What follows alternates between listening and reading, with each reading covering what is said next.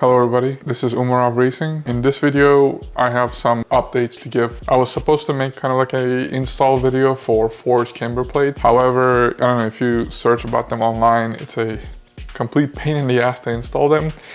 I kind of knew going into it, but I thought maybe, people complaining about the noise and all the other stuff. It was nearly impossible to install with the stock springs. I first took it to a friend who had one of those AutoZone type of spring compressors where you use a wrench on both sides to tighten it and compress the spring. He couldn't compress it enough. There aren't, like the way the spring is, there aren't enough coils to kind of grab from to get to grab 3 coils on both sides.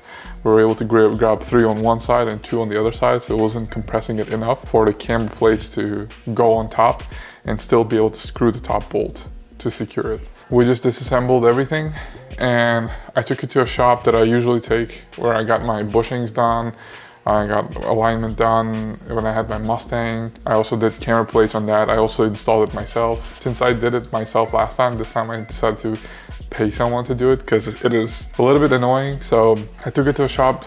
It's a great shop. The guy I know there, he's always does a great job on installing the parts. So he managed to kind of figure out and compress the spring on one of those table compressors in the shop. It has like 3 arms on each side, so you can completely press it down. To be able to get everything down together, he had to somehow compress the springs with the camber plates on top. So it was super janky, but it worked out, and the camber plates are on the car. So I'm gonna overlay some photos, not some photos, but just a photo of it in the bucket where I brought it in the container. So I will just take the camera and show you how some of the things look like.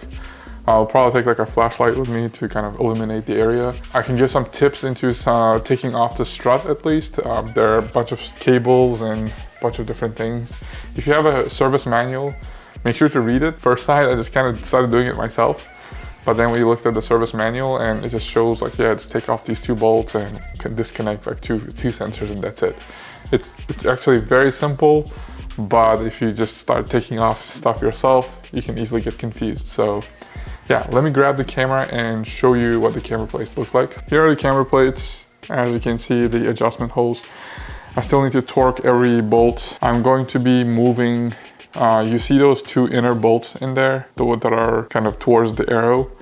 I need to completely take them off and move them to the back. So I need to take those 2 off and then loosen the 2 rear ones and then push the strut all the way and then move those 2 bolts to the back. This is thanks to Don from the Veloster community. He is running these with lowering springs and he gave me these tips. He's been very helpful and he got on a few video calls with me, so I'm super thankful for that. It made the whole process much easier. So far, everything looks okay. So I'm slowly installing stuff. So let me just give some kind of tips on kind of installing and disassembling. So as you can see, I still haven't connected the sensors and everything. The top bolts are still not fully on there because I'm going to be running camber bolts at the top.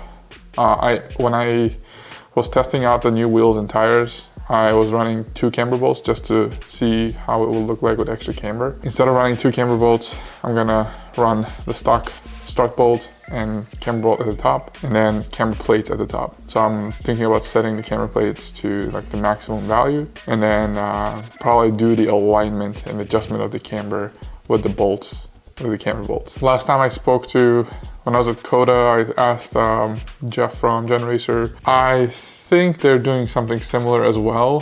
When I asked them, because I was worried about, a lot of people told me running camber bolts is it's risky and they can snap because they're thinner than the stock bolts because they have the lobe in there, the eccentric part. So and I asked about this to Jeff and he said, yeah, we run camber bolts on a race car. So decided to do the same because it just gives me more camber and also gives me a single place of adjustment that's a little bit easier. So when you're taking off, the end links are a little bit hard and also putting them on hard as well.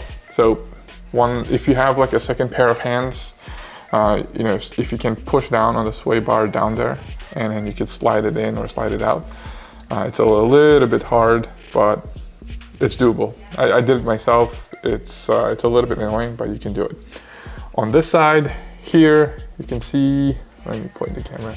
This place here is where the brake line bracket goes, and then over here at the top, this is where this whole bracket for the sensors, the ABS sensor, the G sensor, the speed sensors, and all kinds of different sensors go. Yeah, I'm going to be just kind of fully assembling everything, and then yeah, and then we'll see where everything goes. Those are some of the tips I would give. Yeah, it's definitely not super easy, especially if you've never done it before. I've taken apart a strut before, so it wasn't horrible. I'm going to be just assembling things back now.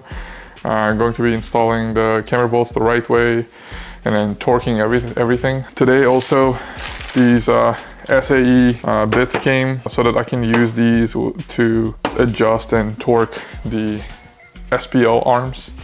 So I can take like a small, kind of like a small wrench and just be able to adjust it from the side. That will like save me a lot of time. Anyways, I'm just gonna go and finish everything and then give you a quick update after that.